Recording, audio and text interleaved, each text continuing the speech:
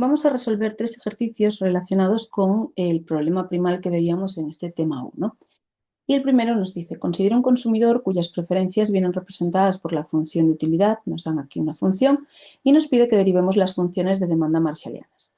La función de utilidad que nos dan es una función Cobb-Douglas, con lo cual cumple con todos los supuestos de las preferencias, por lo tanto decimos que es una función regular y demás, y podemos resolverla sin mayores problemas aplicando directamente el problema de maximización de la utilidad. Entonces, ¿cómo vamos a resolver esto? Pues maximizamos la función de utilidad, que es esto de x1 elevado a un medio por x2 elevado a un medio, sujeto a la restricción presupuestaria, que es P1 por x1 más P2 por x2 igual a m. Este es el problema que tenemos que resolver. ¿Cómo resolvíamos esto? Pues como siempre con lagrangianos. Entonces planteamos el lagrangiano, que sería la propia función de utilidad menos lambda por todo lo que es la restricción. P1 por x1 más P2 por x2 menos m. Todo eso sería lo que multiplicaríamos por lambda. Y ahora vamos a calcular las condiciones de primer orden. Condiciones de primer orden. Derivamos el lagrangiano con respecto a x1 igualamos a 0. Esa es la primera. La segunda condición es que vamos a derivar con respecto a x2, también vamos a igualar a 0.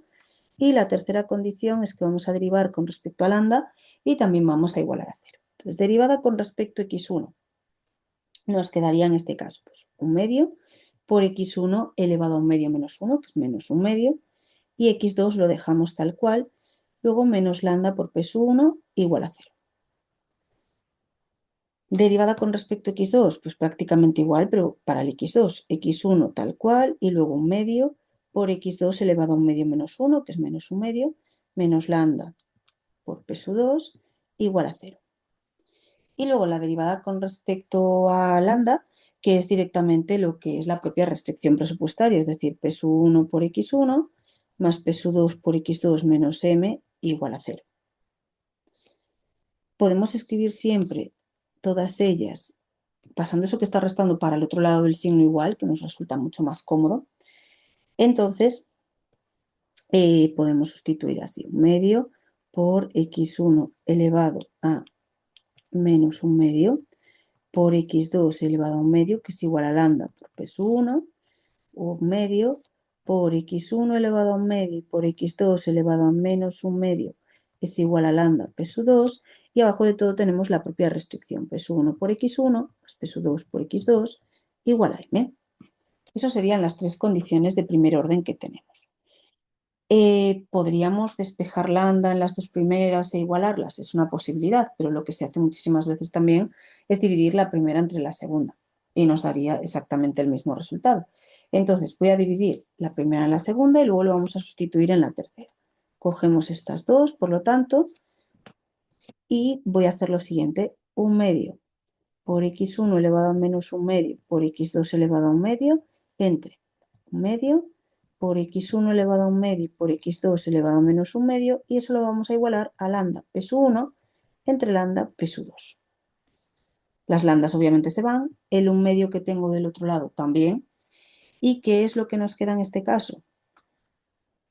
Todo esto que tiene exponente negativo lo vamos a cambiar. Lo que está en el numerador lo vamos a bajar, lo que está en el denominador lo vamos a subir, cambiándole el exponente. ¿Qué nos quedaría? Pues nos quedaría x2 elevado a un medio por x2 elevado a un medio entre x1 elevado a un medio por x1 elevado a un medio, que esto es igual a P1 entre P2.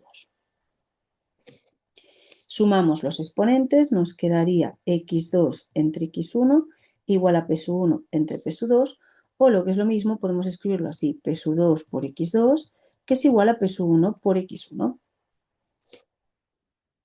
Y nos vamos a sustituirlo en la tercera condición, que era la restricción. Si sustituimos en la restricción presupuestaria, ¿cómo nos quedaría? La restricción era esto, P1 por x1 más P2 por x2 igual a m. Pues, por ejemplo, sustituimos en el sitio de P2 por x2, ponemos esto que acabamos de despejar. Entonces tendríamos P1 por x1 más P1 por x1 igual a m, igual a la renta. Dos veces P1 por x1 es igual a m, es decir, x1 es m, entre 2 P1. Esto es la función de demanda marshalliana del bien 1. La del bien 2, como sabemos que P2 por X2 es igual a P1 por X1, pues sustituimos P2 por X2 es igual a P1 por M entre 2 P1. El P1 se nos va y si despejamos X2, pues nos queda lo mismo, M entre 2 P1. Y esa es la otra función de demanda marshalliana, en este caso la del bien 2. Así que ya tenemos ahí calculadas las dos funciones de demanda marshalliana, que eran lo que nos pedían en este primer ejercicio, que es bastante sencillo, en el sentido de que la función tampoco presenta problemas, es una Cobb-Douglas, con lo cual cumple con todos los supuestos sobre las preferencias. Segundo ejercicio. Nos dice, sea un consumidor cuyas preferencias se representan mediante la función de utilidad y nos dan una función de complementarios sustitutivos. Y nos dice, representa gráficamente la curva de indiferencia correspondiente al nivel de utilidad U igual a 20. Vale, si queremos igualar a 20 la utilidad, lo único que tenemos que hacer para representarlo es dibujar las dos líneas, digamos, que marcan esa función de utilidad. O dicho de otra forma, yo voy a igualar x2 más 2x1 a 20 y x1 más 2x2 también lo voy a igualar a 20. Igualo cada una de ellas al nivel de utilidad que me pide. Entonces tenemos aquí dos líneas rectas para calcular, para representar, mejor dicho, dos líneas rectas. Lo único que necesito buscar son los puntos de corte. Pues buscamos los puntos de corte y ya tendríamos el ejercicio hecho prácticamente. Entonces, en la primera de ellas, si x1 fuese 0, es decir, si estamos en el eje vertical, x2 sería 20. Pues saldría de aquí, del 20. Y si x2 fuese 0, x1 sería 10. Llegaría, por tanto, hasta el 10 en el otro eje, así que podemos ponerlo pues, así, más o menos. Y este punto de aquí sería el 10. Esa es la primera de las dos rectas. Hacemos lo mismo con la otra. Si x2 es 0, x1 sería 20 en el eje horizontal. Llegaría hasta 20. Y en el vertical, que las líneas son muy parecidas, pues llegamos hasta el 10, así que más o menos hasta la mitad de lo que teníamos marcado con la otra. Tendríamos por aquí el 10. Tendríamos ahí las dos líneas y lo que hacemos a partir de aquí es señalar cuál sería la curva de indiferencia. La curva de indiferencia, ¿qué sería? Pues esto que nos queda hacia afuera en estas dos líneas. ¿Vale? Eso sería la curva de indiferencia. No me quedaría unirlo ahí. Eso sería la curva de indiferencia, básicamente. Entonces, como nos piden que la representemos, pues ya está, sería el trazo grueso ese que he marcado. ¿Podríamos calcular la pendiente de cada uno de estos dos tramos, digamos? Sí, la pendiente de la parte superior. Como son líneas rectas, yo, si ya las tengo representadas, puedo dividir directamente lo que está en el eje vertical entre lo que está en el eje horizontal, es decir, 20 entre 10, la pendiente aquí es menos 2, es negativa. Y en el otro caso, pues sería 10 entre 20, pues menos 1/2. Así que tenemos ahí los dos tramos de la pendiente. Ya tendríamos el apartado A hecho. Apartado B nos dice qué valores debe tomar el cociente P1 entre P2 para que la decisión óptima del consumidor sea que no consumamos nada del bien 1. Si no consumimos nada del bien 1, estamos justamente en el punto en donde tocamos al eje vertical, es decir, en ese 20. De ahí x2 igual a 20. ¿Vale? Para no consumir nada del bien 1, lo que necesitamos es que la relación marginal de sustitución sea menor que el cociente entre los precios. Es decir, al final, para que suceda esto, la relación marginal de sustitución tiene que ser menor que P1 entre P2. Pero ¿cuál de las dos relaciones marginales de sustitución? Porque yo aquí tengo una relación marginal de sustitución que es menos 2 y otra que es menos 1/2, ¿vale? Que le he llamado pendiente, pero me refería a la pendiente de la curva de indiferencia. Entonces es la relación marginal de sustitución. Y yo necesito que la relación marginal de sustitución sea menor que P1 entre P2. ¿Cuál de ellas? La que está en el tramo superior. Es decir, esta pendiente de aquí tiene que ser menor que P1 entre P2. Me tengo que quedar con ese tramo porque necesito estar en este punto de corte de aquí arriba.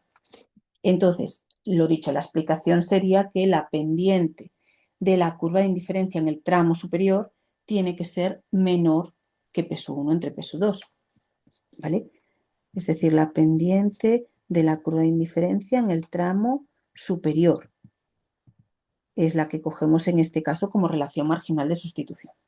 Dicho de otra forma, como esa pendiente es 2, pues 2 tiene que ser menor que P1 entre P2, que era al final lo que nos estaban preguntando, ¿vale? Nos estaban preguntando la relación entre P1 y P2 para estar en esa situación, ¿vale? Lo voy a ordenar, poner P1 entre P2 primero y tiene que ser mayor que 2. Esa es la condición que se tiene que cumplir. Si pasa eso, ¿qué es lo que va a pasar? Pues que no vamos a comprar nada del bien 1, la demanda del bien 1 sería 0 y la demanda del bien 2 pues sería la renta entre el precio del bien 2. Que esto os lo pongo ya mayores porque a mí lo que me piden simplemente es el valor de ese cociente. ¿De acuerdo? ¿Qué sería eso? Tiene que ser mayor que 2. Y la última pregunta, la C, nos dice, si en el óptimo el individuo consume cantidades positivas de ambos bienes, ¿qué valor tomará el cociente x1 entre x2 en dicho óptimo? Nosotros lo que tenemos que saber es que para estar en el óptimo, o sea, siempre y cuando se cumpla que P1 entre P2 toma un valor menor que 2, pero mayor que un medio. ¿Por qué menor que 2 y mayor que un medio? Porque son los dos tramos que tiene esa curva de indiferencia, ¿vale? Los dos pendientes que tiene. Entonces, si pasa eso, entonces el óptimo, si pasa eso es cuando estamos comprando de los dos bienes, ¿de acuerdo? Por eso pongo esa condición. Entonces, el óptimo se sitúa sobre el radio vector que parte del origen. Es decir, básicamente, el radio vector es una línea recta que pasaría justo por aquí, por lo que es el pico, digamos, de esa curva de indiferencia, ¿vale? Entonces, en el óptimo estaríamos en ese radio vector, en ese pico de la curva de indiferencia. ¿Qué pasa en ese pico? Que yo no lo he escrito antes. Pues que los dos trozos, los dos tramos de esa curva de indiferencia coinciden. Es decir, me pasaría que x2 más 2x1 sería igual a x1 más 2x2. Eso siempre va a pasar en esa línea recta. Así que si estamos diciendo que en el óptimo estamos en ese pico, en ese radio vector, pues tenemos que igualar las dos rectas, los dos tramos de esta curva de indiferencia. Y de ahí sacar la relación entre x1 y x2. Entonces voy a pasar todo lo x1 para un lado, me quedaría x1 de un lado y x2 del otro, es decir, x1 y x2 son iguales entre sí. Como x1 y x2 son iguales entre sí, si yo divido x1 entre x2, ¿cuánto me va a dar? Pues me va a dar 1. Así que esto sería la relación que tienen que cumplir x1 entre x2 en ese punto óptimo, es que tienen que ser iguales a 1. ¿Qué pasaría en este caso? Ya simplemente por explicar del todo el ejercicio. A mí me piden esto, ¿vale? Simplemente la relación entre los dos. Pero ya que estamos en ese radio vector, como x1 y x2 son iguales entre sí, lo que vamos a saber es que la cantidad que se consume de cada uno de ellos tiene que ser la misma. Entonces, ¿cómo sería esa cantidad? Pues sería m entre P1 más P2. ¿Vale? Es decir, estaríamos gastando el dinero, la misma cantidad de dinero, en los dos bienes. Y esto lo que significa es que son bienes complementarios para este individuo. Básicamente estamos en una situación en donde se consumen los dos bienes. Si estuviésemos en una de las dos esquinas, por ejemplo, lo que nos pedían en el apartado B, ahí serían bienes sustitutivos. Simplemente estaríamos consumiendo el bien 1 o el bien 2, pero serían sustitutivos. Pues esto era lo que nos pedían en este ejercicio con respecto a este tipo de función de complementarios sustitutivos. En este caso, en este último apartado, funcionarían como complementarios y en el B los bienes serían sustitutivos.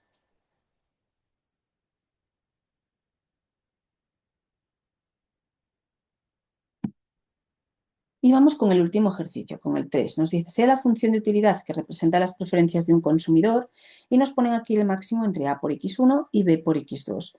Nos dicen que A y B son valores positivos, son diferentes entre sí.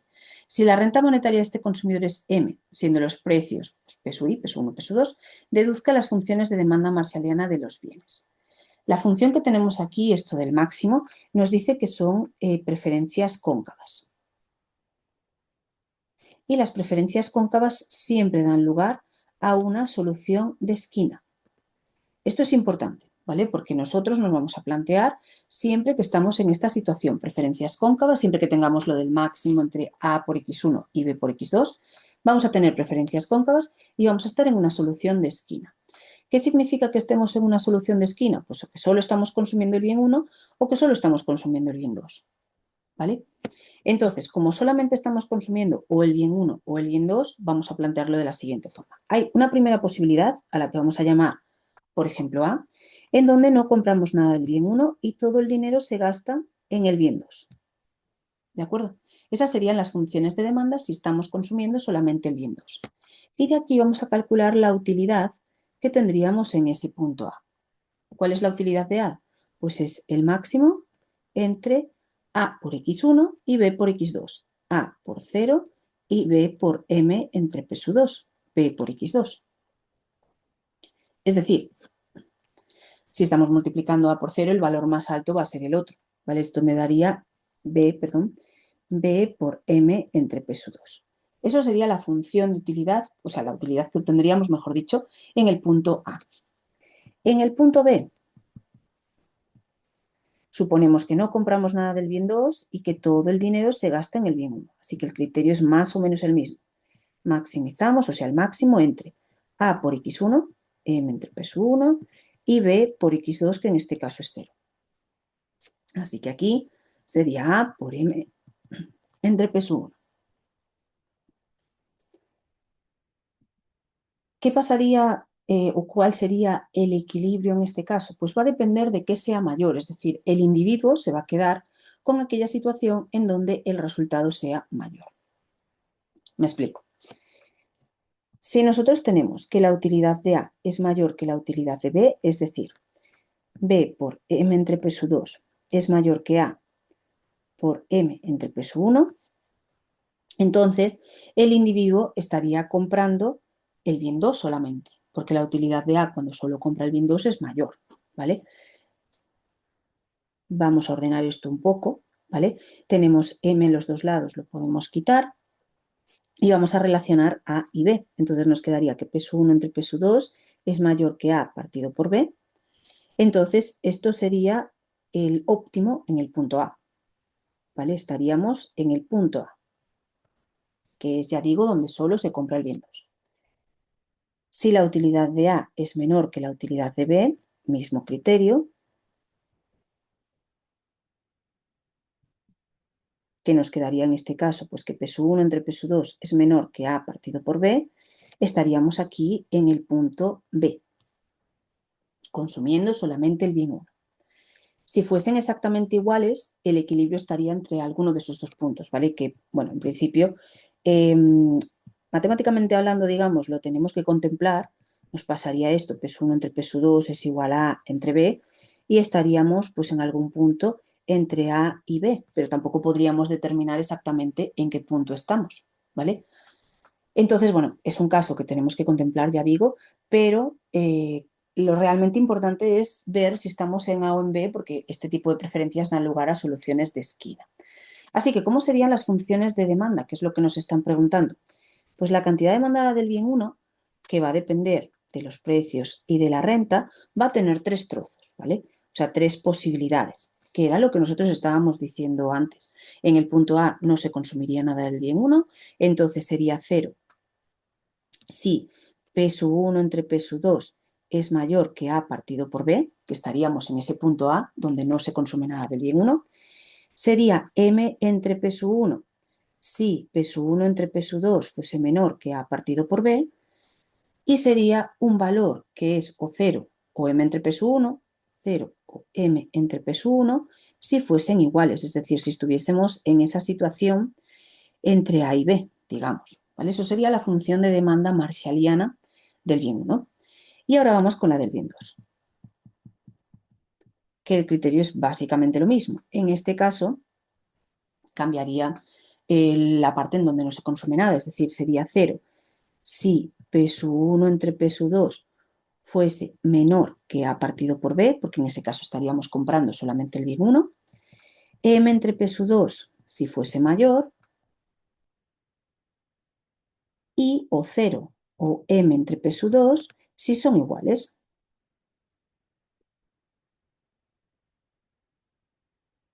Así que tendríamos ahí, ya digo, lo que son las funciones de demanda marshallianas. Hay que tener en cuenta que nunca vamos a comprar los dos bienes, ¿vale? Por eso en ese último caso, en donde yo decía que estaríamos entre el punto A y el punto B, realmente o estamos en A o estamos en B, ¿vale? Porque son preferencias cóncavas y nunca se consumen los dos bienes a la vez. Estos serían, pues eso, 3 ejemplos de lo que nos podrían preguntar en las preguntas de este primer tema, ¿vale? Avanzando en los siguientes temas, iremos viendo algunas cosas más que podemos añadir a estos ejemplos y que en el segundo y en el tercer tema pues veremos eso, ampliaciones de este comportamiento del consumidor, que es lo que estamos estudiando aquí.